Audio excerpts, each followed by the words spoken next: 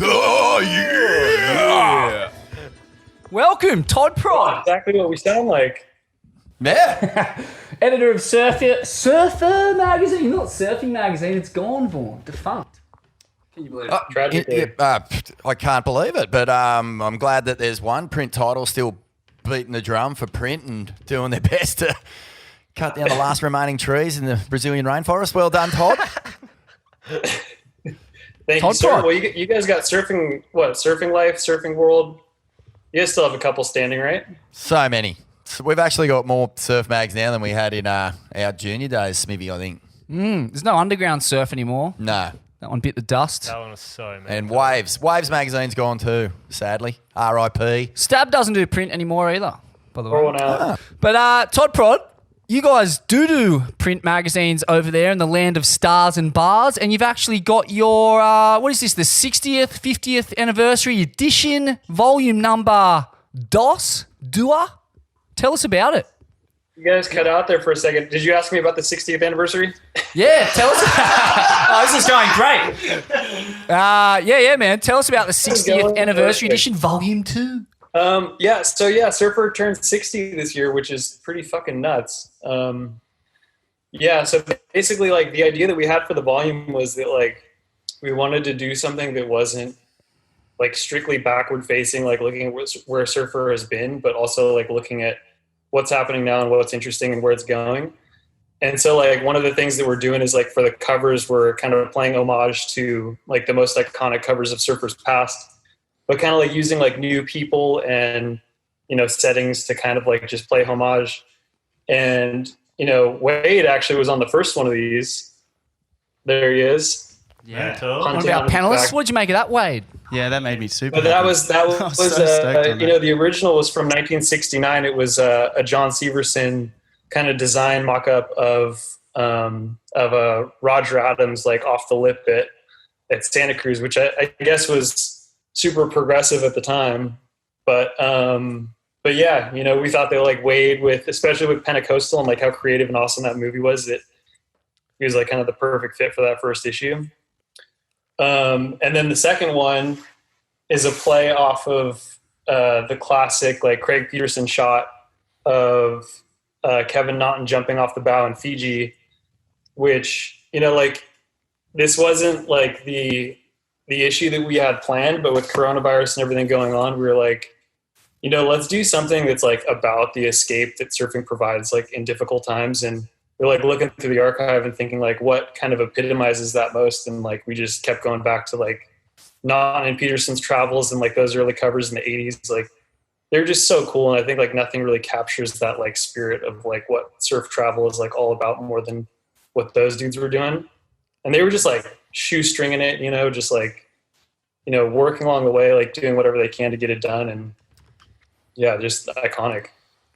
The Surfer Magazine 1984 cover, correct me if I'm wrong, Vaughn, but is this not the one that gave your old man Alfie nightmares for years afterwards, yeah, mate? My old man, he'd been over there and surfed before the crew got there, and I think he slept on the island and cut a snake in half and slept with the rats and all sorts of stuff. And next thing you know, it's on the cover of Surfer. So well played. I won't tell him that you're on the show, because he'll pull out his little Todd Prod voodoo doll and start jabbing his weed stalks into it.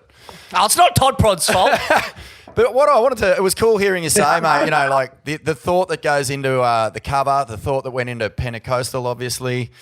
Like, these are ideas, and, you know, you're building basically, what are you building? You're building, like, the fantasy, right? And that's what magazines have always done so well.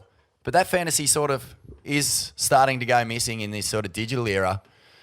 The challenge for surf mags in Australia, for sure, is getting people to care still about those ideas. Is that the same for you guys? Are you guys sort of, you know, when you became the editor of Surfer, you're taking over something bigger than just a brand. You're taking over this sort of monument to the culture, and a lot of pressure comes with that. Do you find now, after, you know, doing it for so long, that people care just as much as they used to about the print title and how it's going? It's tough to say, because, like, some people, like, especially with this volume, like, the people who are old enough to remember these original issues that we're, like, playing homage to, it's like they've hit me up and they're like, this is the coolest thing that we've seen in surfing in forever or whatever. But, it's like I don't know, I'm kind of curious. Like we haven't gotten as much of that reaction from like younger folks. I think they like do like still appreciate like what a print magazine is and like what it represents. But I mean, it's just tough because you're competing with like literally like an entire universe of Instagram videos and, things that are like, don't get me wrong, like super entertaining, but it's like, there's not a lot of thought like going into that stuff. And, but like, it's the same thing for like surf films, like Wade with your movie, that thing like really stood out because it was something that you worked on for years and like put a lot of thought into. And, so it's like, I think people do know the difference, but it's just like, yeah, I mean, it is tough. Like you're competing with so much now. It's just insane. Tell us about the features in the upcoming issue, because I understand there's some stoinkers in there. There's a feature on the newly minted world champ, Italo Ferreira. What did you learn about Italo? It's interesting. So Ashton Douglas, our managing editor, she wrote it's basically like a profile on Italo, but also kind of on the whole Brazilian storm and like how they kind of rose to prominence. And it's a really crazy story because I think a lot of people just like assume that, whatever led to the rise of the Brazilian storm is going to keep going and the Brazilians are just going to dominate professional surfing for, like generations to come. But the truth is that like, it was like a very specific kind of combination of circumstances that happened when they were kids where, the industry was booming and like, they had managers who could like, put them in contact with the right sponsors who could take them to, like Hawaii every season, J-Bay, and like, the waves that they now surf on tour, it's like, they were surfing these waves when they were kids and like cutting their teeth. And the surf industry there, just like it is everywhere else, like it is just like a shadow of its former self.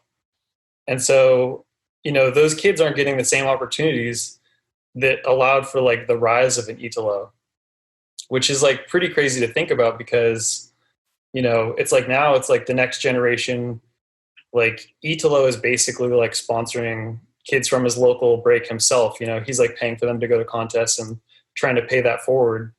But that's not like a super sustainable, like, way of progressing Brazilian surfing. So I don't know. It's like, it was really eye-opening because I totally thought the opposite. I thought that, they'd crack this code and that they're just so fiery and competitive that, long would they kind of reign.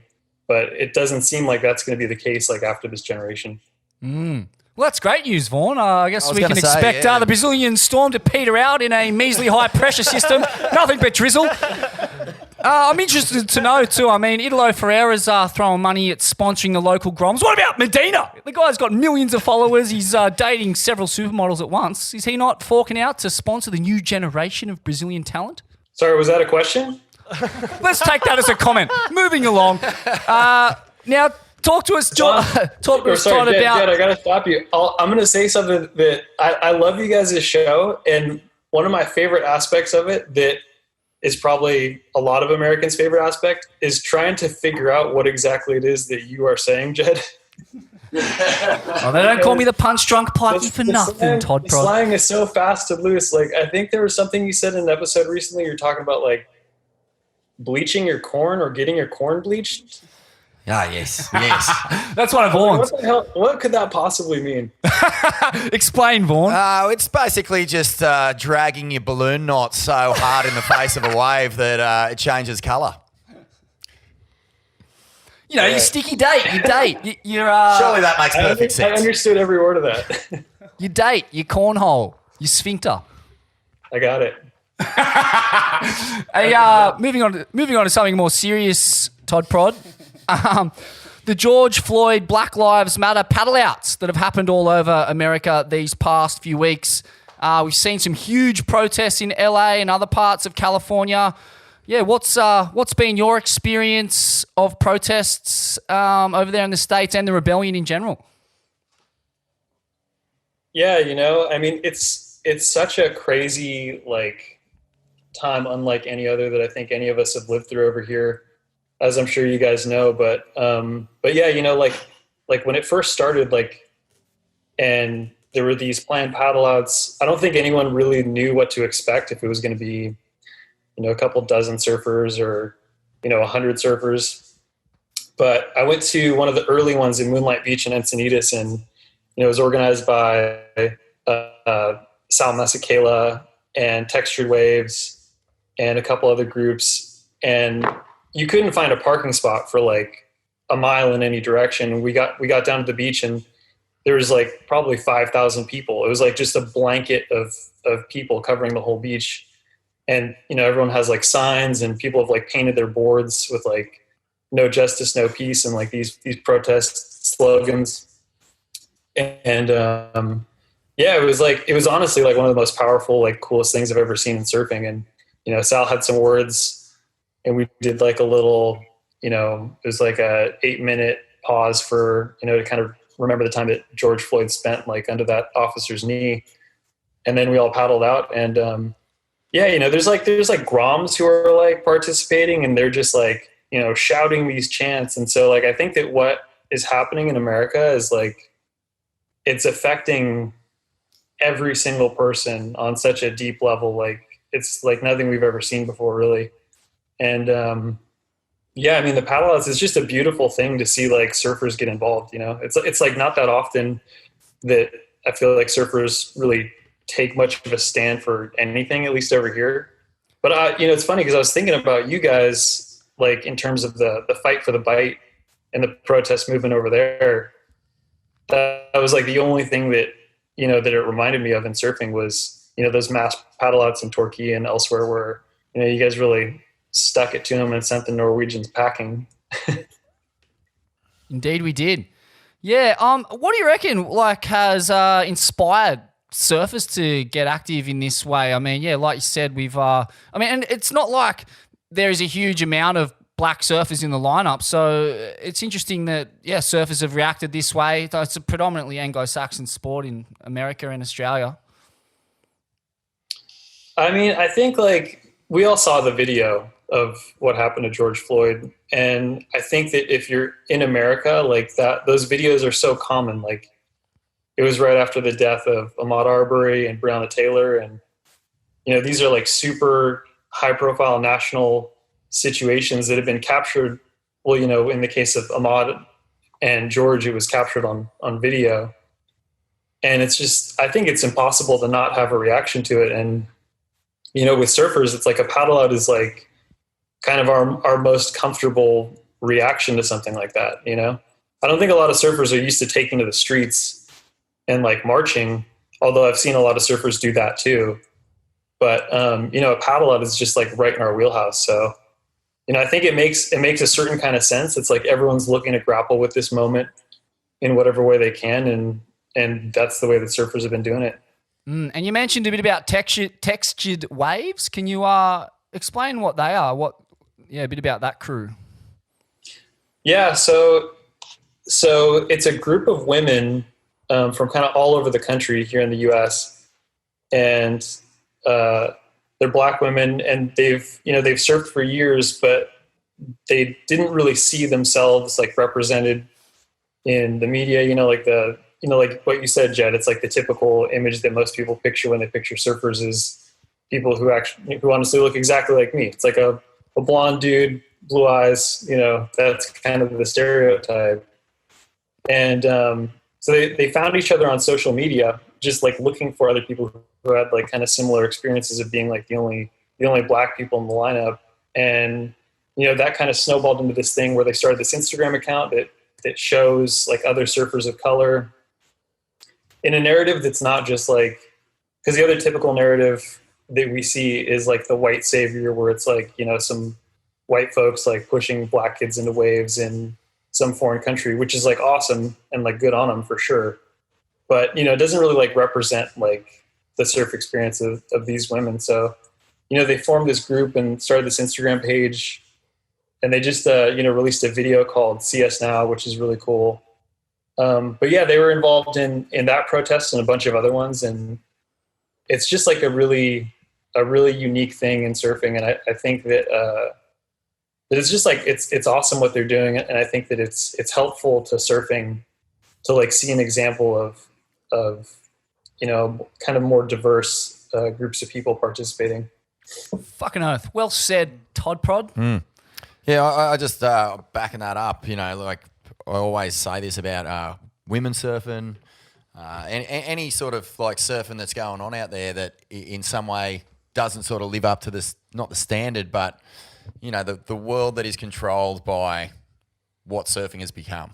Like which is predominantly a white, pretty privileged sort of space to be in. White boys. But you give people the opportunity to get out in the water, have some fun, and then the rest of the opportunities that come with that, especially even just sort of like showcasing their talents, their enjoyment, all the same things that we all get out of it. Well, then that comes, it just adds more sort of momentum to what they're doing, and they feel more a part of it all. So I think that's absolutely crucial. Good one, Todd. It's kind of like a nice thing, because I think as surfers, like so often everyone's trying to like put out the exact opposite vibe, which is like, we don't want anyone else surfing. Like no one new is welcome. Like you see like surfing sucks, don't try it, bumper stickers like all over California. But it's interesting, like I did an interview with them for this new issue. And it just kind of flips that on its head. You realize that like so often we're kind of caught up in like the petty little dramas of like us wanting more waves at our local break. And yeah, I don't know. It's just cool to like look at it from like a different lens and being like, it's rad to like include different people in this thing. Yeah, it can bring so much enjoyment and catharsis to so many different lives, particularly troubled lives. So, that's always a good thing, isn't it? Absolutely. Now, Shed Sessions 3 is back. Todd Prod, tell us a bit about Shed Sessions. Did I say Shred Sessions? I meant to say Shed Sessions. Yeah, tell us a bit about that for the uninitiated. It's almost impossible to say without saying shred sessions. But yeah, so I don't know if you guys have seen like any of the first or earlier seasons, but yeah, basically we are very blessed. Sorry, what was that? I said, yeah, they're mental. I have. This lag's fucking rooted. Okay. Yeah, so Bird Huffman, he's the man. Like, we're so lucky that the surfer offices are down here in Southern California and San Diego, like really close to Bird's Shed, which is just this like living, it's like a Sistine Chapel of surfboards. It's like a living library. And he's so rad. Like he's been collecting these boards for decades, and he lets us come in there and just pick one off the wall and take it for a spin. And there's like pieces of the history in there and just the trippiest, like, design ideas that worked, design ideas that didn't work, but are like dope to check out anyway. And yeah, so we've done it like a couple different ways. Like last season, we did it based on different surf zones, where we'd go to like Santa Cruz or San Clemente and try to like bring boards that had history like in those areas back up there to have the local surfers ride. But this one, it's like we're trying to do kind of like a more minimalist version with like COVID and all, everything that's going on here to kind of keep it simple and socially distant. And so we're just doing like one surfer, one board, where they're just going in there and Bird's just picking out like the trippiest, like weirdest thing for them to get on and taking it for a spin. So the first one is with Dylan Graves, and he's riding like, it's like a 70 fin that like has like a full deck grip, and it's bright purple. But he said that the deck grip doesn't actually work. He was just like sliding around on it. But it's just the trippiest friggin' board you've ever seen. And yeah, so we're just like pumped to see a lot more of that. Yeah, mental series. Sounds like your board. So cool. Yeah, it looks like Trigger's board over there, actually. But yeah, mental. Fun zone. And the final bit of news out of Murica. Marine Layer looks like it might be on the road back. Yeah, what a crazy thing. That was like such a groundbreaking piece of web fodder for a lot of people. Wade, I'm sure Marine Layer left a mark on you, mate.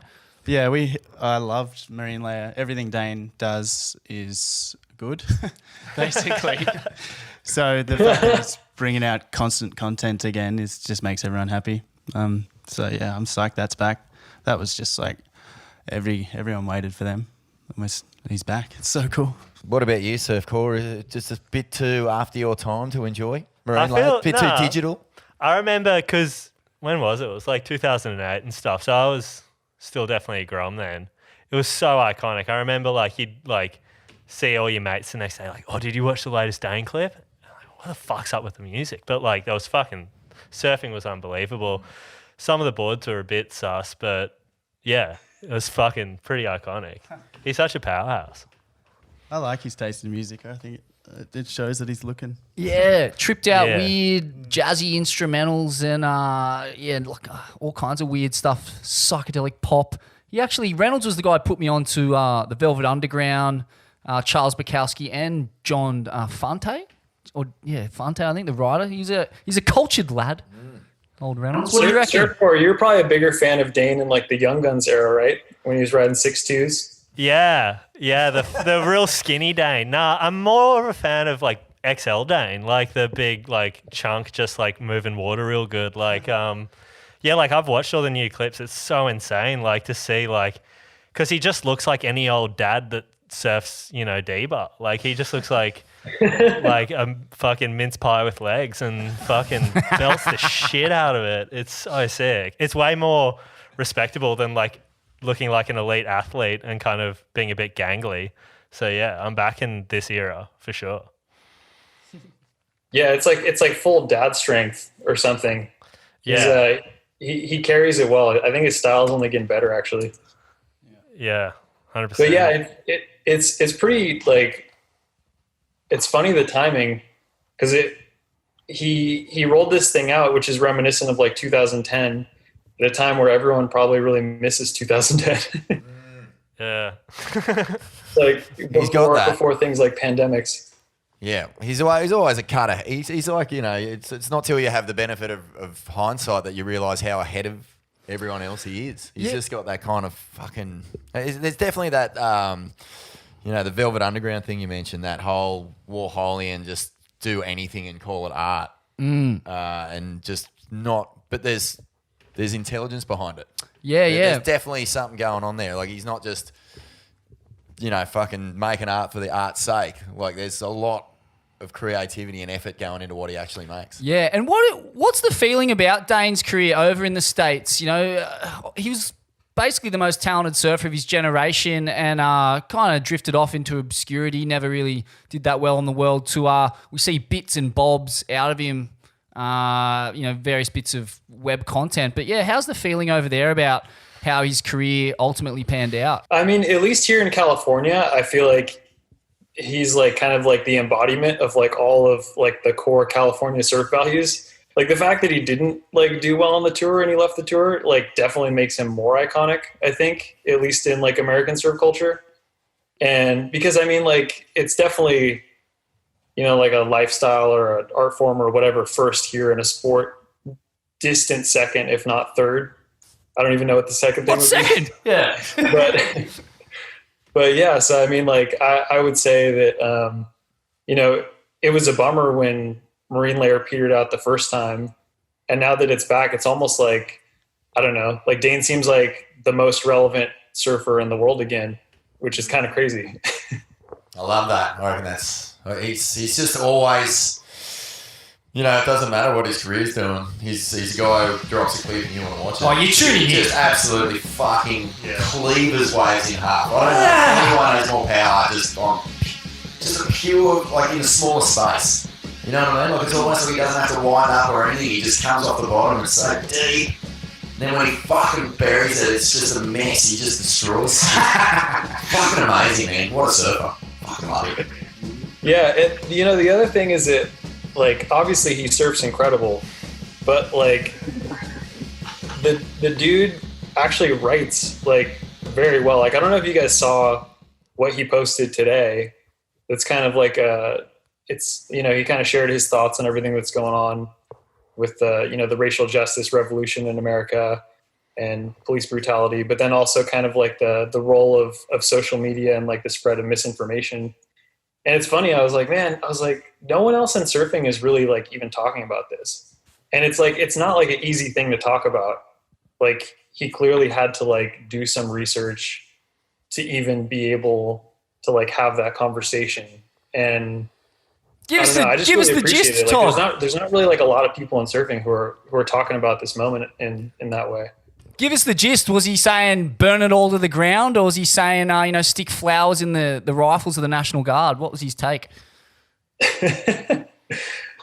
Something kind of right in the middle. I don't know. You should give it a read. I don't want to like pull anything out of context, but I mean, it's like a pretty balanced assessment of the fact that like, obviously there's horrible shit happening in America that needs to change, but then, he can kind of empathize with, I don't know, like people who come at it from another angle.